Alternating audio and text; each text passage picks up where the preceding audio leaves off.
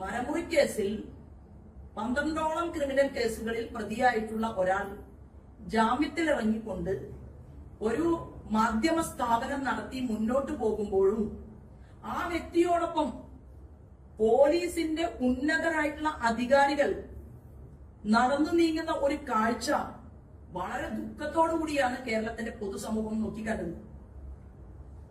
ഈ മുതലാളി, കാരണം ഏറ്റവും കൂടുതൽ ഞാനൊക്കെ ആഗ്രഹിക്കുന്നത്, ചിന്തിക്കുന്നത്, മാധ്യമ സ്ഥാപനത്തിൽ പ്രവർത്തിക്കുന്ന ആളുകൾ ജോലിക്ക് ശമ്പളം വേണം എന്നുണ്ടെങ്കിൽ അതിൽ തന്നെ പ്രവർത്തിക്കണമെന്നില്ലല്ലോ.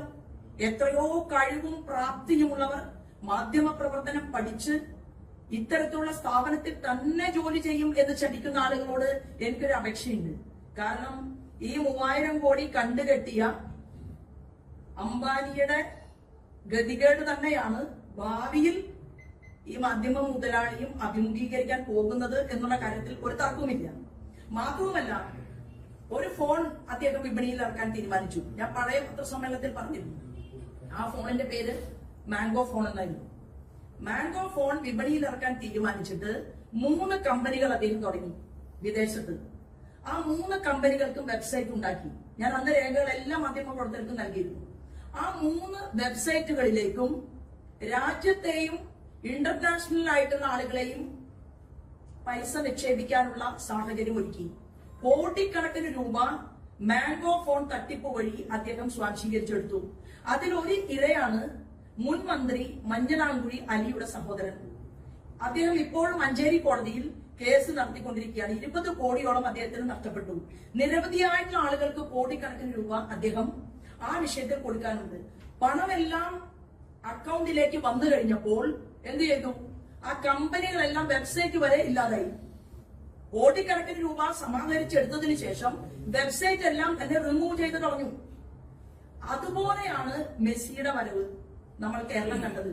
കാരണം സ്പാനിഷ് ഭാഷ മാത്രം കൈകാര്യം ചെയ്യുന്ന ആദരണീയനായിട്ടുള്ള മെസ്സി, ആ മെസ്സിയെ കൊണ്ടുവരാൻ വേണ്ടിയിട്ട് ലോകം മുഴുവനുമുള്ള ആരാധകർ, ഫുട്ബോൾ പ്രേമികൾ പൈസ സ്പോൺസർ ചെയ്യാൻ തയ്യാറെടുപ്പ് നടത്തി.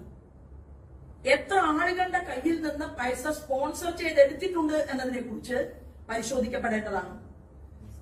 എങ്ങനെയാണോ ഭഗവതിയുടെയും ഭഗവാന്റെയും സ്വത്ത് കള്ളന്മാരായിട്ടുള്ള വ്യക്തികൾക്ക് ഏൽപ്പിച്ചു കൊടുത്തത്, അതേ സാഹചര്യത്തിൽ എനിക്കും നിങ്ങൾക്കും അവകാശപ്പെട്ട കൊച്ചിയിലെ സ്റ്റേഡിയം ഒരു കരാറ് പോലും ഇല്ലാതെ എങ്ങനെയാണ് മിസ്റ്റർ ആന്റോയ്ക്ക് ഏൽപ്പിച്ചു കൊടുത്തത്?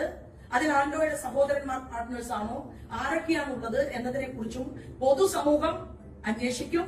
തീർച്ചയായിട്ടും ഇതിന്റെ നാൾവഴികളിലൂടെ ഒരു സാധാരണക്കാരിയായിട്ടുള്ള ഞാനും അന്വേഷണം ഒക്കെ ചെറിയ രീതിയിൽ, കാരണം ഞാൻ അങ്ങനെ വലിയ ഇംഗ്ലീഷ് സ്കൂളിലല്ല പഠിച്ചത്.